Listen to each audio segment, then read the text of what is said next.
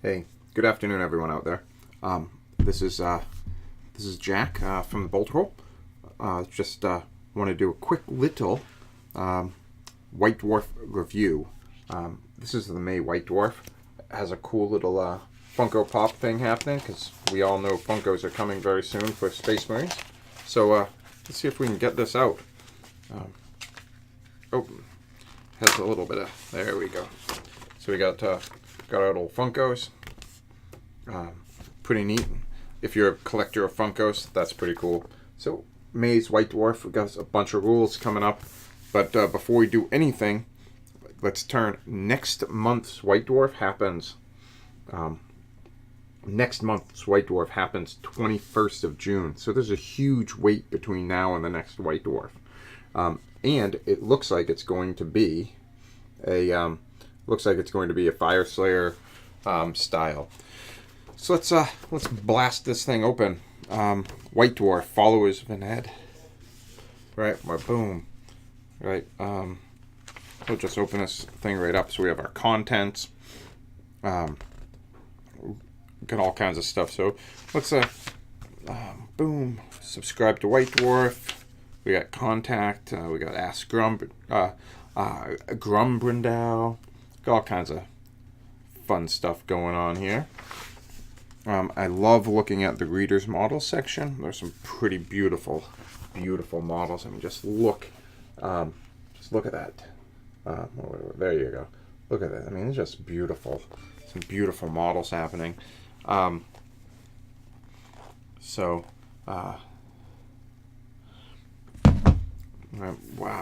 just great stuff. Worlds of Warhammer. You got Nick Horth doing some stuff in here, talking. And then we get into the Warhammer 40,000.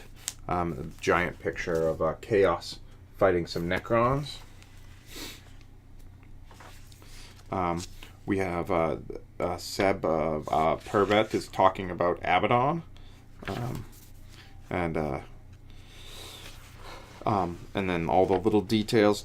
This is really cool because underneath in the second layer of Abaddon, it actually gives you it's actually like moving up through the armor. Right, it like shows like step by step how the armor gets built up layer over layer, so that like there's an under layer of the power armors, which is pretty cool. Then we have a new story, The Light of Hope, which is some fiction, talking about the Astronomicon. Index Xenos, where we talk about Ynnari. And let's see what's going on. Boom. So we have we have the Incarn, we have the Visarch, we have the Urain. Lots of information about various things. Here we go, some index. So let's look at some of the abilities, right? If your army is battle forged, all troops in Ynnari detachments, excluding super heavy auxiliary, gain the Reclaim the Galaxy ability. In addition, they gain the strength from death. So the Reclaim the Galaxy, a unit with this ability that's within range of an objective marker controls it, even if there are more enemy models within range. If an enemy unit within range has a similar ability, then it's controlled by the player who has the most models. Right? Objective secured. Strength from death. As soon as a unit is destroyed, all units in your army with this ability benefit from soul burst actions. While this unit is benefiting from soul burst actions, it always fights first in the fight phase, even if it didn't charge. If a model that is benefiting from a soul burst action made a charge move, or already has an ability that allows it to fight first, then while it's benefiting from soul burst, you can add 1 to hit rolls for attacks made with melee weapons by that model. If enemy has units made a charge this turn, or have abilities that allow them to always fight first, then alternate choosing. Okay, so fighting first or +1s. Allies Beast, Incubi, Scourge units can be included in our detachment without preventing other units from gaining the Strength from Death. These units never gain the Strength from Death ability. Okay.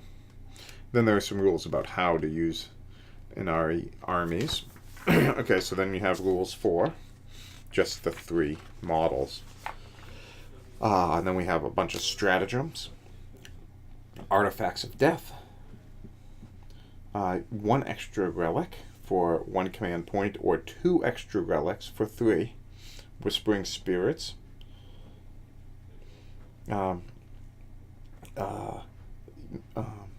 Enemy unit takes a morale test within 1 inch of an hour unit, and they must subtract 2 from their leadership. The Net. United in Death. Back from the Brink. Use this stratagem when infantry or biker character from the army is destroyed. Roll a d6 on a 4+, set that character back up again as close as possible to their previous position. So you can, with d3 wounds remaining. Okay, that's a 2 command point back from the Brink. That's pretty good. Fire and Fade, 2 command points. Immediately move 7 inches as if it were the movement phase after you shoot. That's nice. Deadly Misdirection.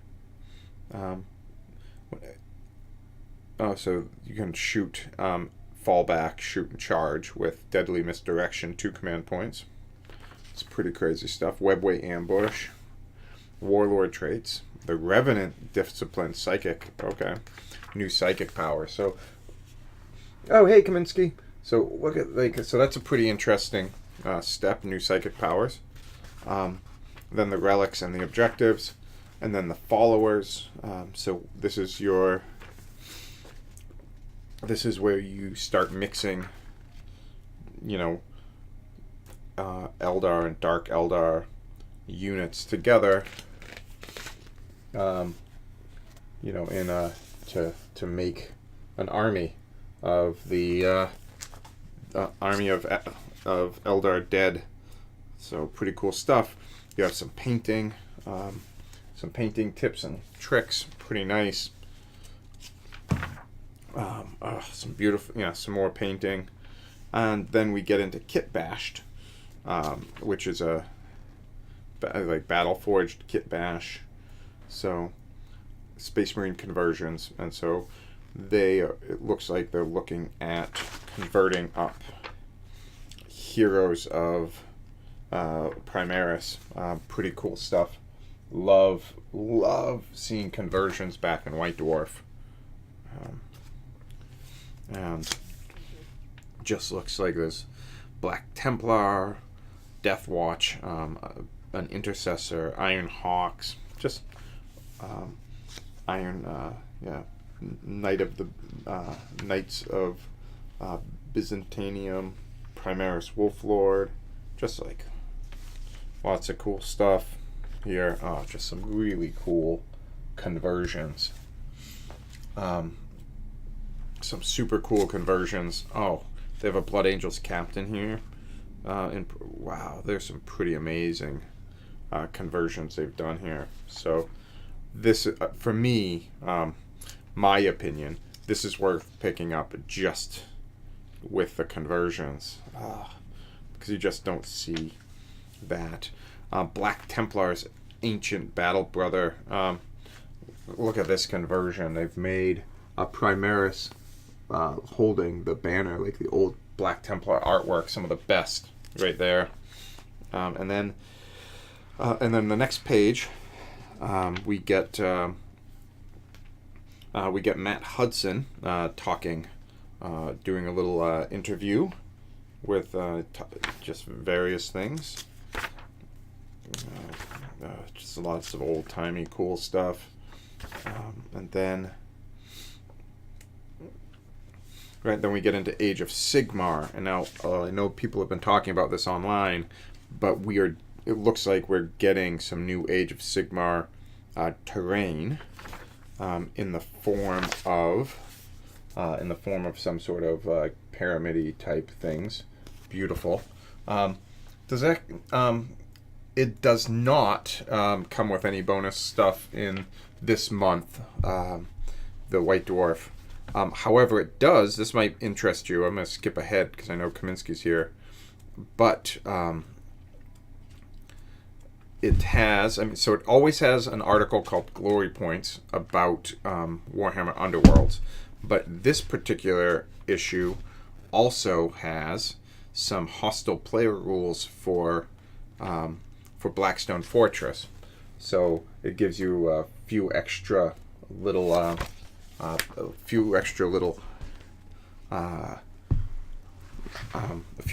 things in there.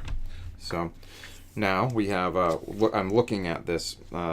So it looks like some sort of pyramid pillar style terrain. I'm surprised that they're showing it in the White Dwarf.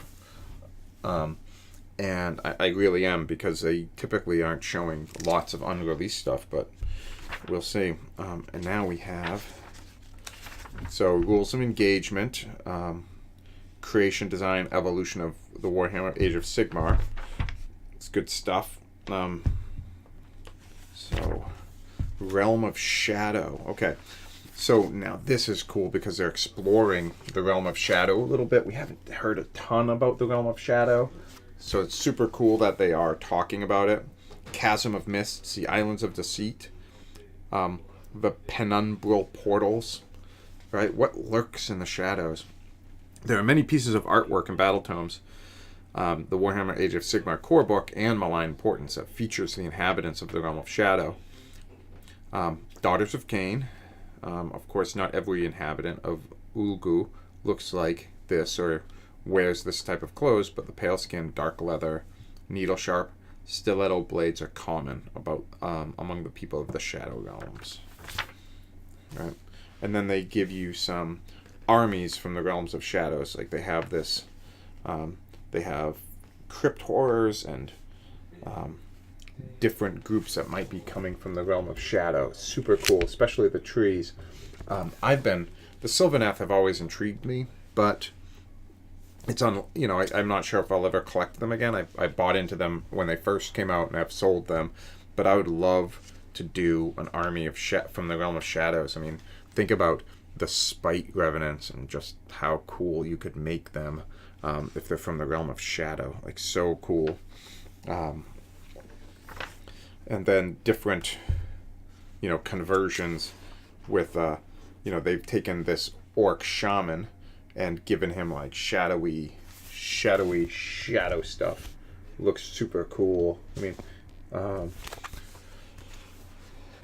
same with Fire Slayers. They have the Magma Droth all painted up white.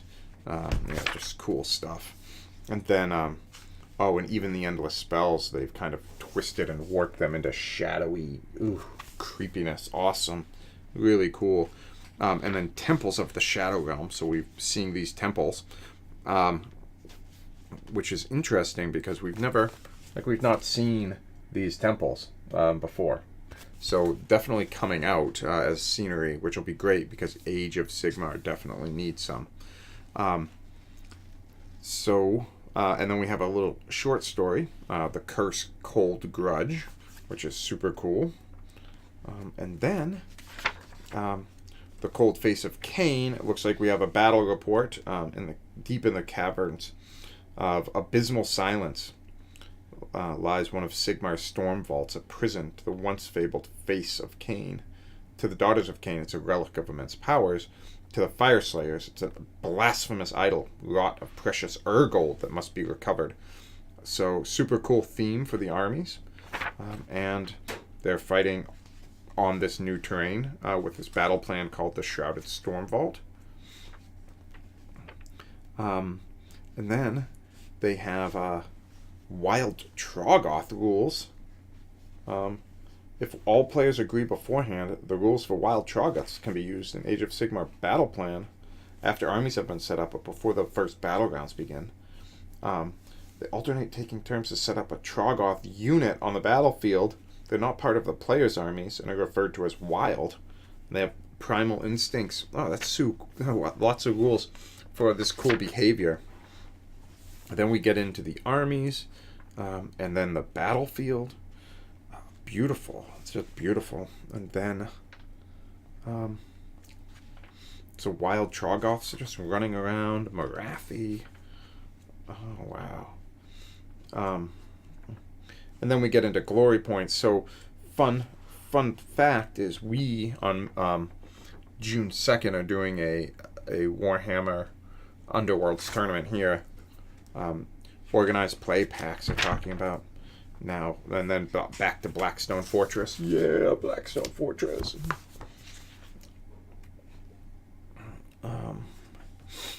And then Middle Earth. There we have some. They have some conversions happening with some. I'm not a huge fan of Middle Earth, but I love seeing them taking models and converting them with green stuff. It's just really cool.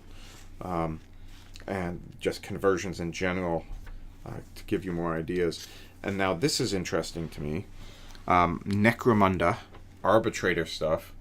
Oh, you need a solid group? Yeah, post up and see if you can do something on the Facebook page, Kaminsky. I'm sure people would love to do it. I mean, we could make a board gamey type day. Where people are playing Blackstone Fortress. If you want, post up and see if there are any. We can gather any interest in the Bolter Hole mini group, and then perpetual campaigns for Necromunda. This interests me because functionally, you could run a campaign with people forever, right? And then the Visions of Darkness, which is a Warhammer 30K. Short story. And then we end with Vox Chatter and some Inside the Studio. And then the last bit is some Vigilus Warzone stuff. And Phil Kelly finished a Stompa. We know that Phil Kelly and everyone at the Warhammer studio, they know they previewed Apocalypse, so I'm sure that that Stompa will find its way into various painted things. Hey, that's White Dwarf. I mean, this is a solid issue, and it's packed full. So come on down. They're available to purchase. Officially Friday. So they're available to purchase officially on Friday. So you can come down on Friday, grab your White Dwarf. We are tonight, if you're interested in Blood Bowl or just hanging out and painting, hey, we'll be here down here at the Bolter Hole. Again, thank you so much for tuning in. Kaminsky, it's always good to chat with you. And again, don't wait until the minis are painted. Bring that game in. Let's get some on a Wednesday evening or something. Let's get some of that played up. I mean, who wouldn't want to throw down some Blackstone Fortress? I can't think of anyone. So, hey, everyone out there in Twitch land, thanks again for watching and supporting us. And I look forward to seeing you again. Take it easy. Bye.